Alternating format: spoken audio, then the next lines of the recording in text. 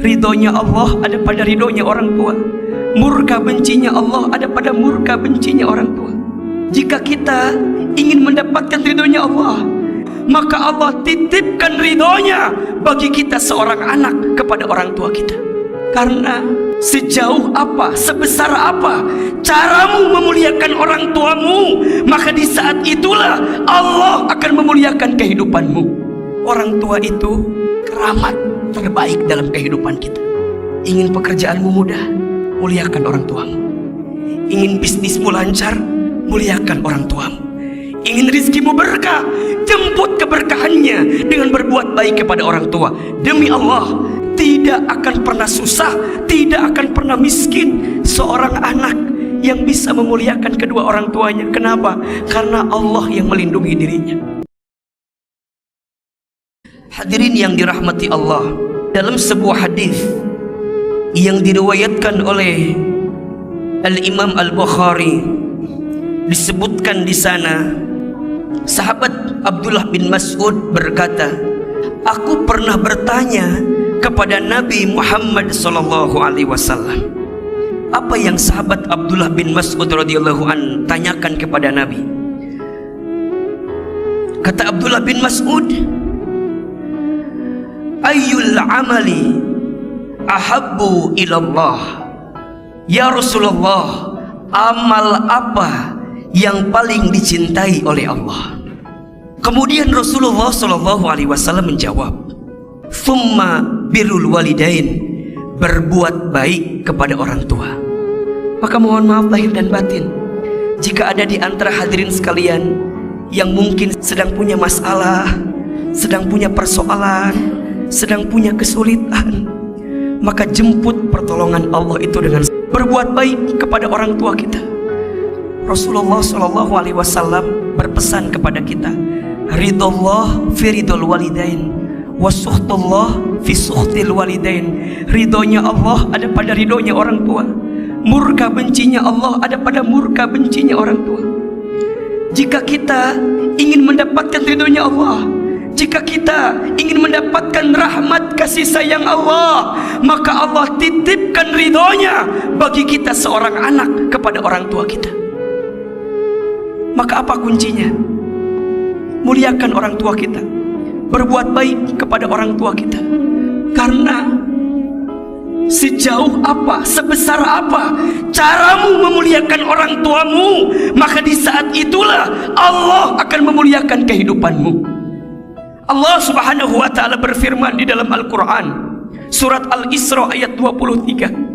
A'udzubillahi minasyaitonir rajim. Wa qada rabbuka alla ta'budu illa iyyahu wa bil walidaini ihsana.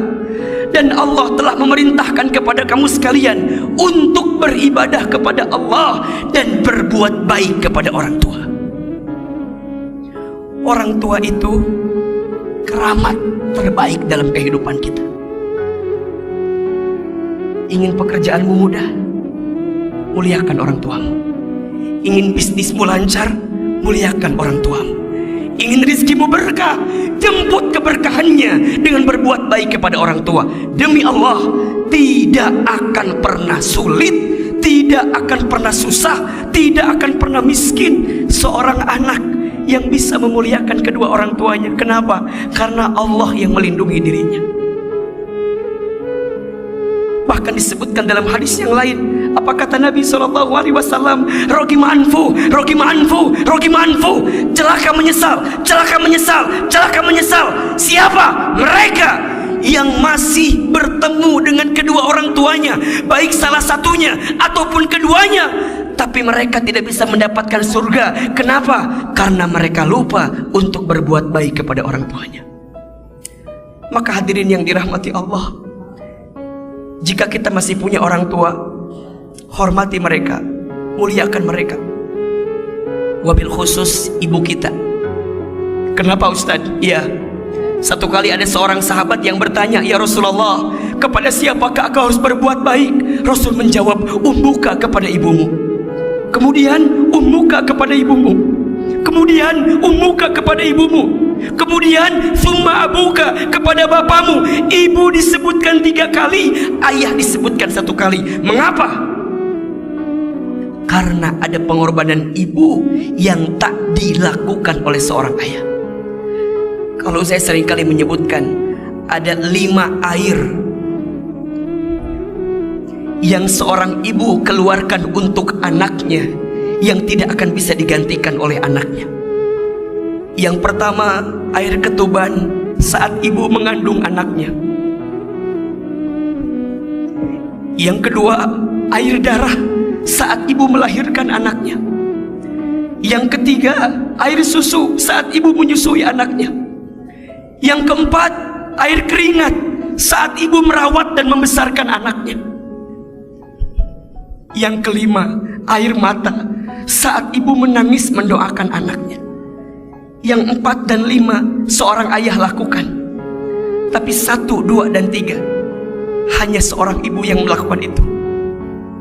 Maka hadirin yang dirahmati Allah, jika kita masih punya orang tua, hormati orang tua kita, muliakan orang tua kita, dan mohon maaf lahir dan batin jika hidup kita hari ini menemukan kesempitan, kesulitan. Coba evaluasi, mungkin ada perbuatan kita yang pernah menyakiti orang tua kita, dan itulah yang mengantarkan kekecewaan dalam kehidupan kita. Kalau kita masih punya orang tua, berbuat baiklah sama orang tua kita. Kalau kita pernah punya salah sama orang tua, minta maaf sama orang tua kita. Mungkin itu sebab faktor kenapa hidup kita sulit, mengapa hidup kita sempit. Tanyakan hati kita, mungkin ada lisan kita yang pernah menggores luka di hati orang tua kita. Ustaz Hilman, bagaimana kalau orang tua kita sudah wafat? Bisakah kita berbuat baik? Bisa. Ada 3 yang dirindukan oleh orang tua yang sudah meninggal dari anaknya. Yang pertama, orang tua merindukan doa, wabil khusus istighfar anaknya untuk orang tuanya. Yang kedua, orang tua merindukan kebaikannya dilanjutkan oleh anaknya yang masih hidup. Artinya apa? Orang tua ingin sekali anaknya soleh, orang tua ingin sekali anaknya baik. Maka hadirin yang dirahmati Allah, kalau orang tua kita sudah wafat dan dulu kita belum sempat berbuat baik sama orang tua kita, maka berazamlah menjadi anak yang soleh, karena doa anak yang soleh akan sampai kepada orang tua yang sudah wafat. Dan yang ketiga, orang tua merindukan sedekah anaknya yang diniatkan untuk orang tuanya. Kalau kita dilebihkan hartanya, silahkan kita berinfak, bersedekah, niatkan untuk orang tua kita. Jika hidupmu ingin mulia, muliakanlah orang tuamu. Jika hidupmu ingin bahagia, maka bahagiakanlah orang tuamu.